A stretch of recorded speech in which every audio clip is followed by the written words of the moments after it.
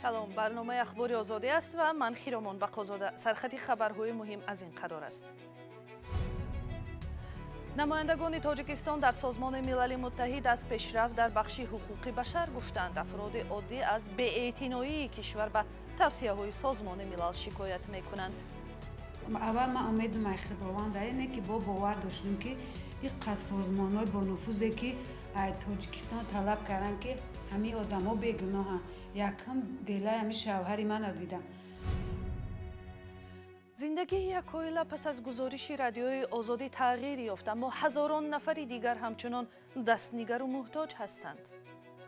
آزیرش میگه اوچه همجا قرض گرفتم، اکمین کردم، قرضم بود کنم خیلی نصیب رایتون میکنم. پلنوم حزب کمونیستی چین راهی پرزیدنت سی جین پین را در قدرت برای مهلت سیوم هموار میکند. نمایندگان تاجیکستان آخر هفته گذشته ضمن گزارش به سازمان ملل متحد ادعا کردند که وضع حقوق انسان در کشور نظر به سالهای گذشته به گفته آنها خیلی بهتر شده است. اما روز 4 نوامبر اعضای کمیته حقوق بشر بعد شنیدن گزارش حکومت در این باره گفتند برعکس در تاجیکستان حقوق مردم زیر پا می شود و حکومت هم توصیه ها برای اصلاح وضع را نادیده می گیرد. گزارش همکاران ما از نسته شیوری مرا شهلای گلخوجه تقدیم می کند. سورینیسو جورابکова شوهرش باری آخر ماه اپریل سال جاری دیده است. شوهر او محمدعلی حیت محبوس معروف سیاسی در تاجیکستان است که از سال 2015 به این سو حکم حبس ابد را اعلام می‌کند. به گفته سورینیسو ماموریت زندان به آنها اجازه نمی‌دهند که حتی توسط تلفن تماس بگیرند. هر روز خبر میشنویم که اویدی همین زندانیای سیاسی چقدر اویدی نه سیف الله زاده، اکی رحمت الله، اینا عبدالقهار همینا در که مثال فهمیدیم راستی خیلی ناراحتین. نه که یگان راه علاج نداریم. 3 سال قبل گروه کاری سازمان ملل متحد اوید به بازداشت‌های خودسرانه از حکومت تاجیکستان آزادی فوری او را طلب کرده بود، اما دوشنبه رسمی این طلب را نادیده گرفت. در همین 6 سال شد که من همه خیلی باور داشتم که اول من امیدم خداوند اینه که با باور داشتم که این سازمان‌های با نفوذی که تاجیکستان طلب کردن که همین آدم‌ها بیگناهن. یکم دلای همین شوهری من ندیدم. در همین حال سازمان دیدبان حقوق بشر بر این نظر است که با سبب تشدید اوضاع در افغانستان جامعه جهانی میتواند وجود مشکلات حقوق بشر در تاجیکستان را کاملا فراموش کند. به اندیشه فعالان تاجیک که در اروپا زندگی میکنند، اصولهای موجوده تاثیررسانی جامعه جهانی با حکومت تاجیکستان مؤثر نیستند، زیرا اساساً خصوصیت مشورتی دارند. این فعالان میگویند وضعیت را میتواند تحریم‌های هدفمندانه علیه منصبداران تاجیک که مستقیما در تعقیب و سرکوب در کشور گناهکارند بهتر کند. در تجربه جهانی ما می‌بینیم که برای خیلی از کشورها مثلا به خاطر همین جنایت‌هایی که در تاجیکستان برای علیه حقوق بشر و ارزش‌های دموکراسی صورت گرفته است، تحریم‌های حقوق بشری جاری می‌شود، اما در قبال تاجیکستان اتحادیه اروپا و آمریکا هنوز چنین تحریم‌های را جاری نکردند. وضع حقوق بشر در تاجیکستان از سال 2015 یک بار ابد شد. به گفته حامیان حقوق، آن زمان مقامات بزرگترین حزب مخالف کشور را غیر قانونی بسته به محدود کردن حقوق شهروندی مردم شروع کردند. حکومت تاجیکستان دلیل‌های نقض حقوق بشر را رد می‌کند و یا توصیه‌های سازمان‌های بین‌المللی را نادیده می‌گیرد. بعد گزارش رادیوی آزادی افراد خیرخواه به خانواده محمد رضوان صالحов دستیاری دراز کردند. محمد رضوان 18 ساله بعد مرگ فاجعه باری پدر در آن واحد سرابان خانواده سرفرزندشان شد و مجبور شد در کنار مادر ایستاده مسئولیت تامین روزگار را به دوش بگیرد. با کمک کاربران وبسایت و تماشابینان برنامه‌های رادیوی آزادی راه این جوان به روسیه هموار شد و او حالا در ساختمان به کار درآمده است. همکاران ما مولا رجب یوسفی و نگاره فضل‌الدین گفتنی بیشتر دارند.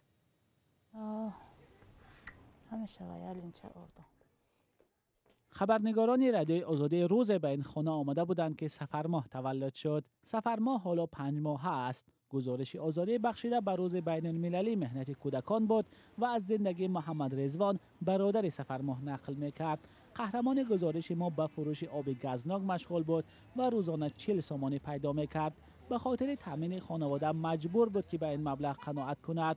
بعد گزارش رادیوی آزادی، خیرخواهان به کمک این عائله شتافتند. به گفته مادرش، از حساب این کمک ها برای پسرش شناسنامه و بلیط گرفته او را به روسیه روان کرد. می آمدن روسیه نمرش اشمو می گرفتن، چی می گرفتن، کارت هوی که خیلی شلخ دارش گر هم نمرش در تلفن میکردن، سروغای خونه را می گرفتن. با گجورا بیم اپاچکو کنیم. خیلی می آوردن، خروکا می آوردن. سوم مبلغ می دادن. خداوند خورشان نکنه. با گفته بنفشه اساساً مهاجران و مردم خیرخواه به آنها کمک کردند. از مقامات کسی به سراغشان نآمده است.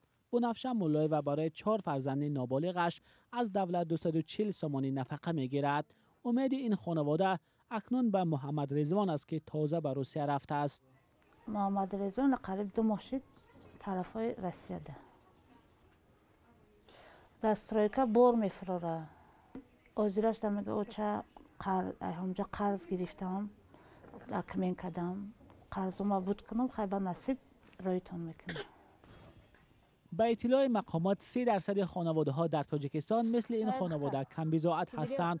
ماه گذشته بانک جهانی در گزارش نوشت پاندمی و بالاروی نرخ ها زندگی چنین خانواده ها را وزنین تر کرده است. کمک دولت به چنین خانواده ها اساساً جبران یک قسم برق استفاده شده می باشد. سال گذشته با کمک بانک جهانی به عائله های کم بضاعت 500 سومانی دادند. به عائله بنفشه این مبلغ نرسید چون آنها در رویخط عائله های کم بضاعت نیستند. ثبت شدن در رویخط شخصان کم بضاعت در تاجیکستان آسان نیست و به گفته برخی عائله ها سرسانی های زیاد دارد. جای زیست بنفشه مولای و قبلا در حدود ناحیه رودکی بود و 2 سال پیش به ناحیه سینا گذشت. مقامات این دو ناحیه تا حال شرح ندادند که چرا عائله بنفشه مولای را بر روی خط شخصان کم بضاعت وارد نکردند. اگرچه کمک خیرخواهان برای چنین خانواده ها بسیار مهم است، ولی مشکل آنها را پرره حل نمی کند. امید بنفشه مثل صدها عائله دیگر به سوی فرزندان مهاجرشان است. بنفشه آرزو دارد که فرزندانش مثل او روزهای سخت را نبینند.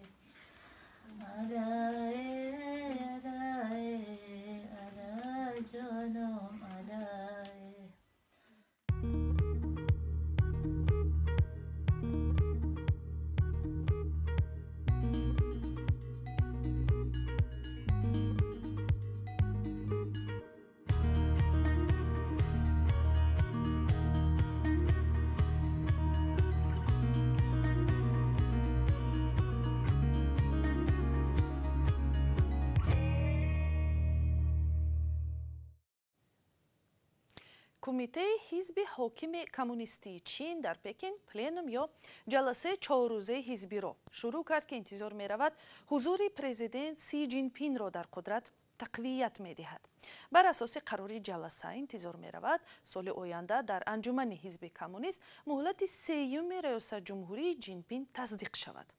درباره اهمیت جلسه و سیاست‌های چین در آسیای مرکزی پیش از برنامه صحبت داشتم با مرحت شریف جان شارح رادیوی آزادی و نخست از او پرسیدم انتظار اصلی از پلنوم حزب کمونیستی چین هموار شدن راه جین پین به مهلت 3 پرزیدنتی است و این چیز آیا به معنای غصب قدرت نیست؟ В условиях коммунистического Китая говорить о узурпации власти. در شرایط چینی کمونیستی درباره غصب قدرت صحبت کردن دشوار است. گپ در این که بعدی در سالهای 1980 حذف شدن مقام رئیس حزب در مقام کاتب اول یا رهبر حزب کمونیست پیش از جین پین چند رهبر دیگر کار کردند. اینها دزیند زمین و هو جینتاو می باشند. این 2 نفر 2 بار 5 ساله در قدرت بودند. حالا اگر جین پین با مهلت 3 رهبر شود او بعدی معاد زیدون رهبری می شود که درازترین مهلت در سر رهبری حزب بوده است. ظاهرا همین طور هم خواهد شد چون در امر آمادگی به پلنوم جین پین را با معاد زیدون مانند می کنند. خود پلنوم کار 100 ساله حزب کمونیست چین را هم ارزیابی می کند.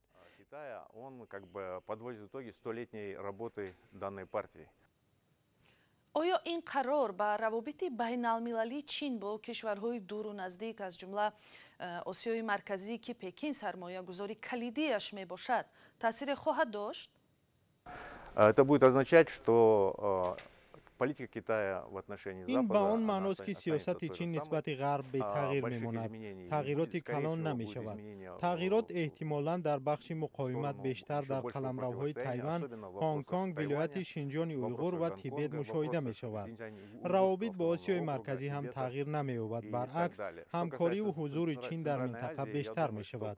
سیاست سی جین پینگ از زمین و هو جینتائو با آن فرق می کند که او در مقاومت با غرب با شیوه سخت‌تر و دائمی پیش می رود و حضور چین را در آسیای مرکزی سخت‌تر و بیشتر توصیه می دهد.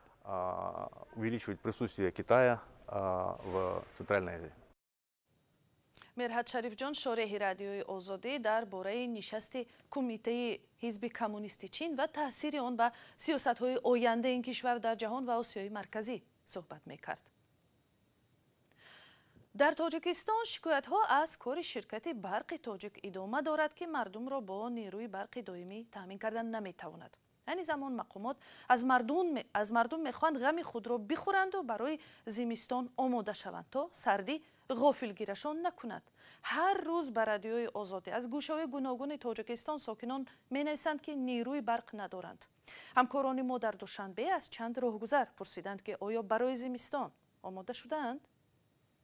نیست نه ازمای نه برق هیچ چیزی نه کمر خبر اساسا وقت ندارم 3 تن کمر گرفتیم برام سال ازمای خدمت سر زمین مو ذخیره کیم تو بهار بس برای ما خروکا مغازین کو یه خری میخریم گندم بسو گرفتیم سال ارد نکیم که مغازین رو خورد ایستیم کمر نیست ازم نیست پاک نیست چی کنیم با پولش نیست پول یگانجا کار نکنم زنکی خونشین در من میخل خونشین چیکار کنم بخور جان هیچ همون کرپا میگیرم خواه میرم من همی خدم نشده ندارم بوغرو من یک حولی مایده چه دارم همون دا من میخرم من دا قینده خیلی زندگی موده قینده لیکن ندارم همی بوغی که من درخت کنم بیرم همش میخرم هزومش هم میخرم اگرش هم میخرم همی یک کم ترک هزوم دارم و کوخ گو و چی ندارم که من ویویم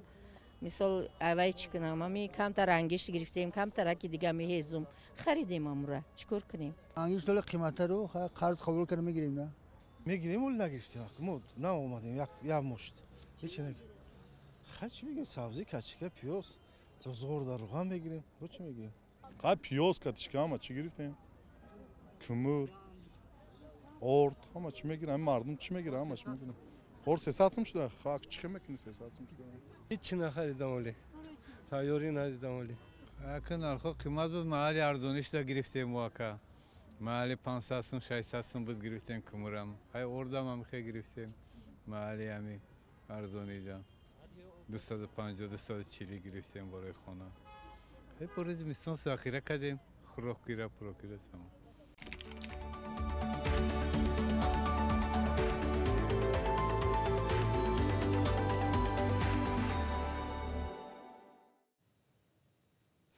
дар русия бо вуҷуди эълони ҳафтаи ғайрикорӣ гирифторӣ ба коронавирус коҳиш наёфт. дар 24 соати охир беш аз 41 ҳазори дигар ба вирус олуда шуда наздики 1200 нафар ҷон доданд. мақомот мегӯянд зоҳиран маҳдудиятҳо ва бастани аксар ҷойҳои ҷамъиятӣ натиҷаи зиёд надод. дар ҳамин ҳол мақомоти вазорати тандурустии тоҷикистон мегӯянд ки дар ин кишвар дар шабонарӯзи гузашта ҳеҷ ҳолати олудагӣ ба коронавирус ба қайд гирифта нашудааст. омори расмӣ дар тоҷикистон аз оғози пандемия зери шубҳа буд. мақомот мегӯянд ки аз оғози пандемия дар ин кишвар беш аз 17 000 нафар бемор шуда 124 нафар аз ковид фавтиданд, вале омори ғайрирасмӣ шумори фавтидаҳоро ба маротиб бештар мегӯяд. ахбори озодӣ инҷо ба поён мерасад. хабару гузоришу видеоҳои бештарро метавонед дар вебсайти ozodi.org ва канали Ozodivideo бихониду бубинед. то дидор дар барномаи дигар.